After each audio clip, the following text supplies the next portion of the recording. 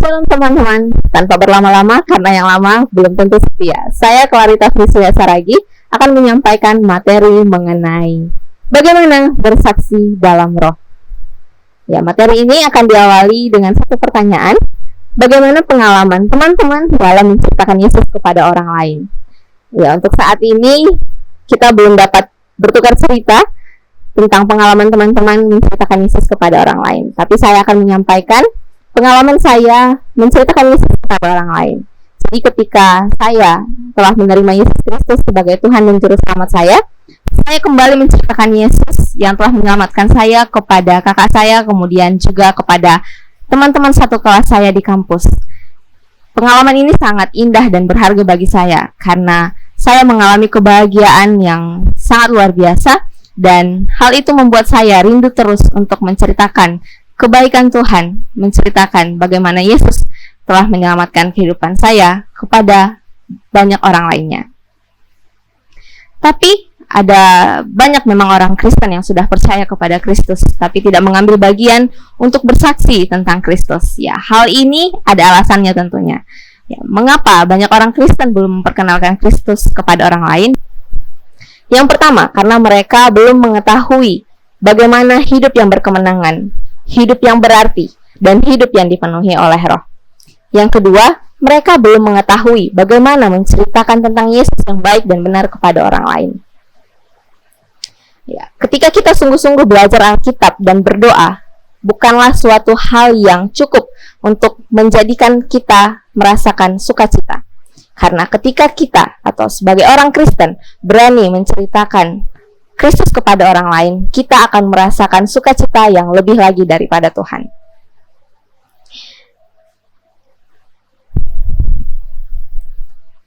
Tentunya ada juga resep rohani untuk menangkap jiwa.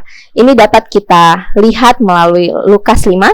Teman-teman nanti boleh baca secara pribadi. Saya akan menyampaikan apa yang terjadi di Lukas 5. Dan mungkin teman-teman juga tidak asing dengan hal ini. Itu ketika Yesus datang ke Galilea menemui murid-murid pertamanya, Simon dan teman-temannya. Ya, ketika itu Tuhan Yesus naik ke kapal Simon. Tuhan menyuruh Simon untuk menebarkan jalannya di tempat yang dalam. Tapi Simon menjawab Tuhan dengan mengatakan, "Tuhan, kami telah melakukan hal itu dengan semalaman." Tapi Simon tetap melakukan apa yang Tuhan perintahkan. Dan Simon beserta dengan teman-teman melihat apa yang terjadi. Mereka mendapatkan banyak ikan, bahkan hampir membuat kapal mereka tenggelam. Ketika melihat peristiwa itu, Simon dan teman-temannya memutuskan untuk mengikut Tuhan dan menjadi penjala manusia. Ada 8 pokok petunjuk yang dapat kita lakukan untuk dapat berbuah lebat. Yang pertama, yakinlah bahwa teman-teman adalah seorang Kristen. Tidak cukup bagi kita menjadi seorang yang baik, bermoral, beragama, ataupun menjadi anggota gereja. Keselamatan kita bukanlah ditentukan dengan perbuatan yang telah kita lakukan. Ya, ketika begitu banyak juga orang yang sudah mengatakan mereka berdoa menerima Kristus, tapi mereka belum meyakini tentang keselamatannya secara pribadi. Contohnya kita bisa melihat John Wesley sempat menjadi seorang pendeta aktif non-Kristen. Ya, John Wesley merupakan anak seorang pendeta dan dia merupakan pemimpin Holy Club di Oxford dan melakukan penginjilan kepada suku Indian yang ada di Amerika. Tapi hal itu belum membuat John Wesley meyakini tentang keyakinan akan keselamatannya. John Wesley meyakini bahwa perbuatan baiklah yang dapat menyelamatkan. Tetapi ketika John Wesley dalam perjalanan pulang ke Inggris, dia bertemu dengan Tuhan Yesus di Aldersgate. Ya, pertemuan John Wesley dengan Tuhan Yesus di saat itu mengubahkan keyakinan dari John Wesley, yang dulunya dia menganggap bahwa perbuatan baiklah yang menyelamatkan, menjadi karena iman dia mendapatkan keselamatan. Kita menerima Kristus dengan iman. Ya, seperti contohnya tadi John Wesley ya teman-teman. Dia percaya kepada Yesus Kristus dan mendapatkan keselamatan. Begitu juga dengan kita. Kita menerima Kristus dengan iman. Itu tertulis dalam Efesus 2 ayat 8 sampai ayat yang ke-9. Kemudian cerita tentang Nikodemus, seorang saleh yang perlu dilahirkan kembali. Ya, teman-teman mungkin tidak asing dengan cerita Nikodemus ini ya teman-teman. Ketika itu, Nikodemus berbicara dengan Tuhan. Dia mengetahui bahwa Tuhan adalah guru yang diutus oleh Allah. Tetapi Yesus menjawab dia dengan mengatakan, jika seseorang tidak dilahirkan kembali, maka dia tidak dapat melihat kerajaan Allah. Kemudian Nikodemus menjawab Tuhan dengan pertanyaan, bagaimana seseorang yang sudah tua dapat dilahirkan kembali? Dan pertanyaan selanjutnya, dan bagaimana juga seseorang dapat kembali masuk ke dalam rahim ibunya? Kemudian Yesus menjawab, kalau seseorang tidak dilahirkan dari air dan roh, maka sesungguhnya orang tersebut tidak dapat melihat kerajaan Allah. Karena apa yang dari daging adalah daging, tetapi apa yang berasal dari roh adalah roh. Jadi kita juga harus tahu dan menyadari bahwa kita harus mengalami lahir baru, seperti metamorfosis yang terjadi pada kupu-kupu, dari telur, ulat, kepompong, dan kemudian menjadi kupu-kupu.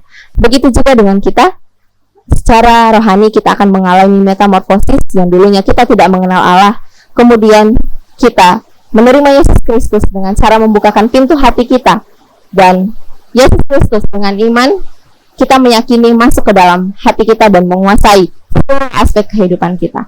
Jadi kita mendapatkan hidup yang baru di dalam Yesus Kristus. Wahyu 3 ayat 20. Lihat, aku berdiri di muka pintu dan mengetok. Jikalau ada orang yang mendengar suaraku dan membukakan pintu, aku akan masuk dan mendapatkannya. Janji Tuhan kepada kita, ketika kita mendengar suara Tuhan dan membukakan pintu hati kita kepadanya, maka Yesus akan masuk dan tinggal di dalam hati kita. Untuk doa menerima Yesus Kristus, hanya kita lakukan sekali seumur hidup kita. Sesuai dengan janjinya dalam Ibrani 13 ayat 5b, aku sekali-kali tidak akan membiarkan engkau, dan aku sekali-kali tidak akan meninggalkan engkau. Jadi, Tuhan Yesus tetap tinggal di dalam hati kita. Jadi kita tidak perlu berulang kali mengundang Yesus Kristus masuk ke dalam hati kita, karena Tuhan telah berada di dalam hati kita. Tapi untuk doa mengucap syukur, karena Kristus tinggal di dalam hidup kita, kita harus melakukannya setiap hari. Yang kedua, ketahuilah bahwa tidak ada dosa yang belum diakui dalam hidup teman-teman. Dosa adalah penghalang. Ya, setuju ya teman-teman dengan hal ini. Dosa yang memisahkan kita dari Tuhan Allah. Dosa adalah masalah terbesar manusia yang membuat kita tidak dapat merasakan kasih dan rencana Allah dalam hidup kita. Dan masalah terbesar ini telah diatasi oleh pengorbanan Kristus Yesus, korban Allah yang sempurna bagi dosa kita. Jadi tidak ada sedikit apapun yang perlu kita tambahi untuk pengorbanan Tuhan yang telah dilakukan di kayu salib. Mengaku dosa membuat kematian Kristus berarti bagi hidup pribadi. Ya, dalam pengakuan dosa mencakup 3 hal. Yang pertama, setuju dengan Allah bahwa perbuatan yang tidak dikehendaki Tuhan adalah dosa. 2, setuju dengan firman Tuhan bahwa dosa kita telah diampuni. Yang ketiga, bertobat. Perubahan hidup yang dilakukan oleh Roh Kudus dalam hidup kita. Pengakuan dosa itu sangat penting ya teman-teman. Kenapa? Tidak ada lagi hukuman ke atas orang-orang yang di dalam Kristus. Dan apabila kita tidak mau mengakui dosa kita, maka Tuhan tidak akan mau mendengarkan kita. Jadi, mari ketika Roh Kudus mengingatkan sesuatu hal dalam hati kita yang harus kita akui di hadapan Tuhan, mari akui dosa-dosa kita di hadapan Tuhan. Yang ketiga, yakinlah bahwa teman-teman dipenuhi Roh Kudus. Berimanlah berdasarkan perintah dan janji Allah. Ya, perintah Allah tertulis dalam Efesus 5 ayat 18, hendaklah kita dipenuhi oleh Roh. Kemudian janji Allah dalam 1 Yohanes 5 ayat 14-15, dengan berani kita datang meminta kepada Tuhan sesuai dengan kehendaknya, maka Tuhan akan mengabulkan doa-doa kita. Saksi Kristus atau pelayan-pelayan Tuhan harus penuh dengan Roh Kudus. Pelayanan yang berkenan kepada Allah ketika kita melakukannya dalam kuasa Roh Kudus, bukan bergantung dengan perasaan kita, karena perasaan adalah akibat dari ketaatan kita kepada Tuhan dan firman-Nya. Jadi, ketika ada orang-orang yang percaya ketika kita menceritakan Injil, itu bukanlah hasil pekerjaan kita, tetapi oleh kuasa Roh Kudus, mereka percaya dan datang kepada Yesus Kristus. Allah telah memilih kita untuk membawa jiwa-jiwa datang kepada Kristus, dan itu adalah suatu kehormatan bagi kita. Yang keempat, bersiaplah untuk menyaksikan iman kita. Yang pertama, berlatihlah. Ya, tentunya seorang yang profesional dalam bidangnya masing-masing pun tetap melakukan latihan sebelum mengerjakan bagiannya, teman-teman. Begitu juga dengan kita ketika kita sudah dikuasai oleh Roh Kudus dan kita juga sudah mengetahui bagaimana bersaksi dan kita sama-sama mengerjakannya, maka itu menjadi kesaksian yang berbuah. Tentu harus terus dibarengi dengan latihan. Tanggung jawab kita adalah percaya dan mengikut Kristus, dan bagian Tuhan yang akan menjadikan kita sebagai penjala manusia. Yang kelima, berdoa. Ya, melalui doa kita dapat berkomunikasi dengan Allah, dan berdoa merupakan tindakan yang dapat kita lakukan untuk membangun relasi dengan Allah, dan Allah sendiri memiliki kehendak dan menyatakan kehendaknya dalam firman-Nya, jangan ada yang binasa. Jadi kita dengan berani datang kepada Tuhan juga dapat meminta untuk dapat dipakai sebagai alatnya untuk menceritakan tentang Yesus Kristus. Ketika permintaan yang kita nyatakan di dalam doa-doa kita sesuai dengan kehendak-Nya, maka Tuhan akan mendengar dan mengabulkan setiap doa yang kita nyatakan. Kemudian kita juga dapat membuat daftar doa, dan kita berdoa meminta Roh Kudus untuk menarik orang-orang pada Kristus. Ketika kita berjalan di dalam Roh Kudus, maka kita akan berdoa sesuai dengan kehendak-Nya. Dan jangan lupa untuk berdoa juga bagi orang-orang yang membutuhkan pertumbuhan secara rohani. Yang keenam, pergi. Jangan menunggu orang datang pada teman-teman. Seperti prinsip dalam hal bermain bola, teman-teman. Setiap pemain bola akan mengejar bola. Mereka tidak akan menunggu, berdiam diri, dan menunggu bola datang. Tapi mereka yang mengambil inisiatif untuk bergerak dan mengejar bola. Demikian juga dengan kita. Kita jangan menunggu orang-orang yang membutuhkan Kristus untuk datang kepada kita. Tapi mari dengan sengaja dan meminta kepada Tuhan untuk dapat bertemu dengan orang-orang yang telah Tuhan persiapkan untuk mendengar Injil. Yang kedua, Yesus memerintahkan untuk pergi. Ya, merupakan perintah Tuhan bagi kita setiap orang yang percaya untuk pergi memberitakan Injil kepada banyak orang, bahkan seluruh dunia dapat mendengar tentang Injil. Yang ketiga, jangan berkecil hati jika ditolak. Ya, hal ini sangat benar ya teman-teman. Kita tidak dapat mengendalikan respon orang-orang yang kita ceritakan Injil, tapi kita sudah mengambil bagian kita untuk menceritakannya kepada mereka. Jadi ketika kita ditolak, sebenarnya mereka bukan menolak kita, tapi mereka menolak Kristus itu sendiri. Kesaksian yang berhasil adalah kesaksian yang dilakukan dengan cara mengambil prakarsa untuk berbicara tentang Kristus di dalam suasana persahabatan dalam kuasa Roh Kudus dan menyerahkan hasilnya pada Allah. Jadi bagian kita mengambil prakarsa atau mengambil tindakan dalam untuk menceritakan tentang Kristus kepada banyak orang. Untuk hasilnya kita serahkan kepada Allah. Yang ketujuh, bercakap-cakap tentang Yesus. Teladan Paulus.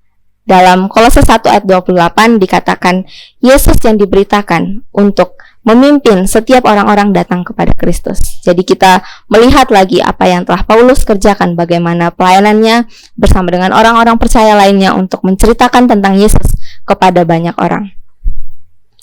Ya, fokus pada berita Injil. Ya, ketika kita dapat bertemu dengan orang-orang di sekitar kita, itu bukan suatu kebetulan.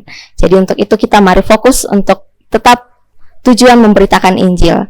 Jangan memulai percakapan hanya untuk perkiraan cuaca, keadaan setempat atau yang lainnya. Tapi jika itu diperlukan untuk membangun komunikasi, teman-teman juga dapat melakukannya. Tapi tujuan kita kembali untuk memberitakan Injil dimanapun kita berada. Banyak orang telah siap menerima Kristus. Jadi ketika kita mendapatkan kesempatan untuk bertemu dengan seseorang, Tuhan telah menetapkan tujuan untuk bertemu dengan orang-orang tersebut, karena ada begitu banyak orang yang telah siap untuk menerima Kristus. Hindari perdebatan, beritakan Kristus dengan kasih. Ya, poin kita adalah menceritakan Yesus dengan kasih ya teman-teman. Jadi kita tidak menuntut mereka untuk atau memaksa mereka untuk percaya pada apa yang kita sampaikan. Bagian kita telah menyampaikannya dan hindari untuk berdebat dengan mereka.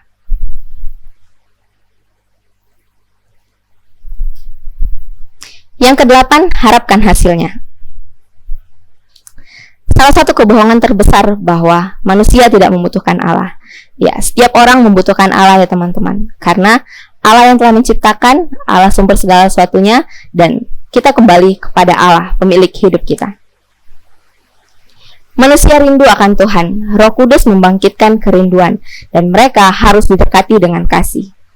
Jadi hasil yang kita harapkan, Roh Kudus yang akan mengerjakannya di dalam setiap orang. Percayakan akan janji Tuhan yang terdapat di dalam Yohanes 4 ayat 35, Ibrani 11 ayat 6, Matius 21 ayat 22. Jadi, mari kita terus membangun percaya kita kepada janji Tuhan yang telah dinyatakan melalui firman-Nya. Yang menjadi kesimpulannya, ada 8 pokok-pokok petunjuk yang dapat kita lakukan sehingga kita dapat berbuah lebat. Yang pertama, yakinlah bahwa kita adalah seorang Kristen. Yang kedua, akuilah semua dosa teman-teman kepada Tuhan. Yang ketiga, yakinlah bahwa teman-teman dipenuhi dengan Roh Kudus. Yang keempat, bersiaplah untuk menceritakan iman teman-teman.